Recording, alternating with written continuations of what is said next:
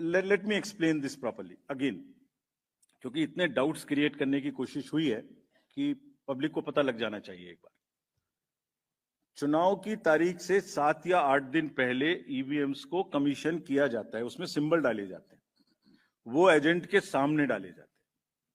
उसके बाद में उसको मॉकपोल करने की छूट होती है, वो उसी दिन मॉकपोल करके देख लें सिंबल ठीक पड़ गए, उसी दिन उसमें नई बैटरी डाली जाती है, उसी दिन वो बैटरी सबके सामने में सील होती है।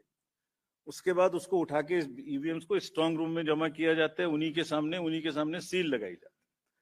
उसके बाद में जिस दिन पोलिंग डे होगा उस दिन सील उनके सामने तोड़ी जाती है, and they are allowed to remain at the strong room. Polling day में डिस्ट्रीब्यूशन के बाद पोलिंग स्टेशन पे सबसे पहले कहा जाता है आपको ये वाली सीरियल नंबर की पोलिंग ईवीएम दी गई थी, प्लीज चेक वही है, आपने सील लगाई थी, प्लीज चेक वही है, उस दिन आपने मॉक पोल किया था, आज फिर कर लीजिए, सुबह सबसे पहले फिर मॉक पोल कर लीजिए। Polling agent is inside the polling station. शाम को वो दिन भर रिकॉर्ड रखते हैं कौन आया कौन गया। शाम को पोल खत्म होने से पहले, पोलिंग स्टेशन छोड़ने से पहले form 17C account of votes, किसमें कितने वोट पड़े इसकी संख्या उनको दे दी जाती है। I will cover this point again when I come to VTR. EVMs को वापस स्टोर रूम में लाया गया, फिर उनके सामने ताला लगाया गया, फिर काउंटिंग के दिन आए, फिर कहा भाई काउंटिंग में फिर देख लो वही मशीन है, फिर सील चेक कर लो। उसके बाद में फॉर्म 17C से मिला लो, अगर 17C से काउंट मिलेगा तभी काउंटिंग प्रोसीड करेगी। तो पोलिंग स्टेशन छोड़ने से पहले आपके हाथ में 17C दे दिया, काउंटिंग से पहले फिर मैच करके आपको दिखा दिया। उसके बाद 5 रैंडमली सेलेक्टेड वीवीपैट्स की गिनती भी कर ली। ये नेक्स्ट सारी चीजों को बहुत बार चैलेंज किया गया। देखिए, मैंने पिछली बार भी एक किताब आपको दिखाई थी जो हमने बनाई है, वेबसाइट पे डाली है, आज फिर दिखाता हूं। माननीय हाई कोर्ट और सुप्रीम कोर्ट ने क्या कहा है। उन्होंने कहा है कि ईवीएम हैक हो ही नहीं सकती। There is no evidence of unreliability or any drawback in the EVM. I am circulating it. Please see the details. Details are there in the court orders. Court orders are here compiled. They are on our website.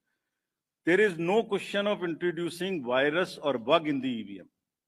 There is no question of invalid votes in the EVM. No rigging is possible. High Court and Supreme Court is saying continuously in different judgments which are here. No alteration in results is possible by activating a Trojan horse or a virus. Evidence inspires confidence of the court that they are tamper-proof. What else can be said? EVMs are foolproof devices for counting. Allegations of tampering are baseless. We are not saying. We are speaking now because we don't speak when elections are on. And I want to clarify this so that it remains. Questions are not asked. When asked, at least you are all equipped to check them before writing. Invention is undoubtedly a great achievement and national pride. EVM with VVPAT system ensures accuracy of voting system. ECI has successfully held free and fair elections. Lowering down of the image and prestige of the constitutional body cannot be allowed. On paper ballots, return to outdated paper ballot system is unwarranted, regressive. This is aimed at derailing the electoral process. What else can be said? Friends, everything is in the form of an FAQ available. We have uploaded, we have conveyed to from wherever these questions have come. Please refer to them. Now, let me come to the voter turnout. ये basic question हमसे पूछे गए। शाम 5 बजे के बाद अचानक से 8-10% शाम 11 बजे तक कैसे बढ़, उसी दिन की बात हो रही है, नेक्स्ट डे की बात नहीं हो रही। On the day of polling crore of vote बढ़ा दिए गए। शाम 5 से 6 बजे के बीच बताइए कि लंबी लंबी कतारें कहां थी, हमें सीसीटीवी दिखाई। इस तरह के प्रश्न हमसे पूछे गए। अभी आपको याद होगा कि it's a misconceived narrative. I will explain how it is a misconceived narrative. एक ग्लोबल एक्सपर्ट हैं आईटी के, जब हमारा चुनाव चल रहा था तो उन्होंने कहा था ईवीएम्स कैन बी हैक्ड। सब आप लोगों ने देखा होगा। अरे भाई, वहां ईवीएम होती ही नहीं है। there are electronic voting mechanisms, they are called. They are not EVMs. There are electronic machines which do voting from different times. वो रीडर्स होते हैं, वो होते हैं. उसके बाद भी यहाँ हल्ला हो गया, खूब चला सोशल मीडिया में कि वो बोल रहे हैं कि ईवीएम हैक हो सकते हैं. अभी क्या कहा सेम एक्सपर्ट ने कि हमें तो लगे 1 महीना 1.5 महीना काउंटिंग करने में, इंडिया में तो 1 दिन में काउंटिंग हो जाती है. We just follow the narratives which are suiting. Let me explain how VTR cannot be changed. Please, इसको बस बना के फिर I will come to Delhi. सुबह 9:30 बजे, 11:30 बजे, 1:30 बजे, 3:30 बजे, 5:30 बजे sector magistrates go from booth to booth. They collect what is the trend. अगर 10.5 लाख बूथ से अनकनेक्टेड सिस्टम से, फोन से या मैसेजिंग ग्रुप से फिगर कलेक्ट करनी हो तो हिंदुस्तान में क्या, पूरी दुनिया में कोई एग्जाम्पल बताइए जहां रात को 6 बजे, अभी चुनाव खत्म भी नहीं हुआ और 6 बजे में पहले आपको एग्जैक्ट वोटर दे दूं. फिर इलेक्ट्रॉनिक वोटिंग मशीन को इंटरनेट से जोड़ देते हैं. जोड़ने के बाद में वो हैंड टू हैंड लाइव हो जाएगा सिस्टम. फिर आप कहेंगे कि ईवीएम को हैक कर दिया. 5:30 बजे, 5 बजे के बाद, जस्ट प्लीज इमेजिन, 5 से 7 के बीच में प्रिजाइडिंग ऑफिसर जो पहली बार वहां गया है, छोटे से स्कूल के टीचर है, आंगनवाड़ी वर्कर्स हैं, वो क्या काम करते हैं. जितने लोग लाइन में खड़े हैं पहले उनको पर्चियां टोकन बांटते हैं कि आप लाइन में रहिए, आपका वोट जरूर लेंगे. थोड़ी थोड़ी कहा सुनी भी होती है गेट पर कि हम तो टाइम में आ गए थे. फिर वो किसी तरह से लॉ एंड ऑर्डर संभालते हैं, एडमिनिस्ट्रेटिव जॉब करते हैं, बंद करते हैं, सबका वोट डलवाते हैं.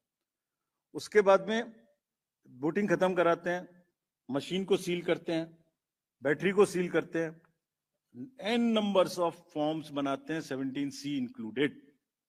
और सोचिए 17C बनाने के बाद हाथ से लिखते हैं, लिखने के बाद एजेंट के हाथ में वो कॉपी देते हैं, सील कराते हैं. अब एक आप इमेजिन करिए, 10.5 लाख बूथ पर अगर 4 एजेंट भी मान लें तो 40 lakh form 17C are available with the agents at close of poll before leaving polling.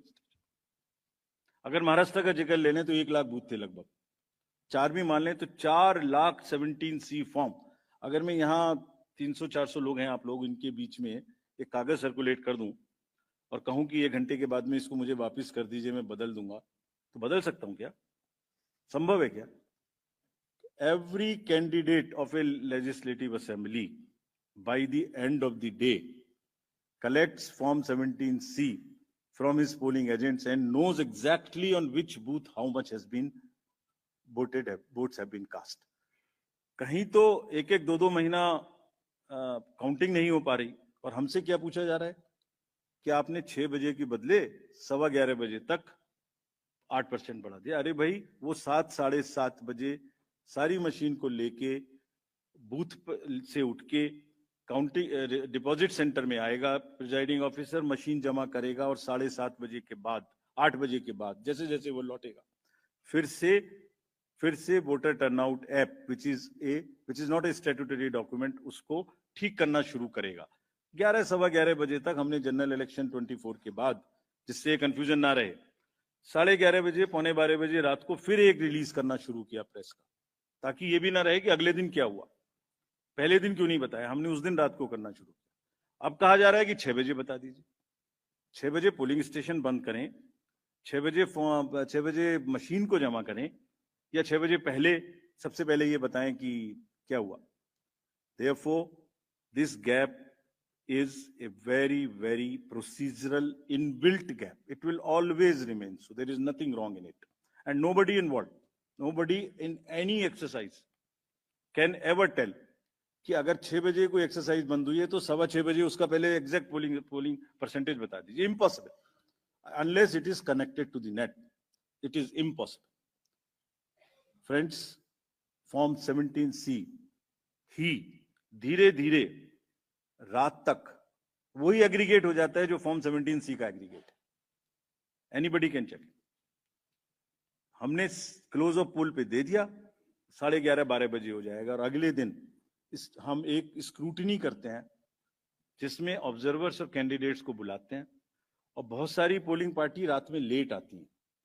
वो करने के बाद अगले दिन it gets revised and increases by a percentage or so. So Form 17C is the statutory form. There is nothing which BTR does not explain. It explains fully everything.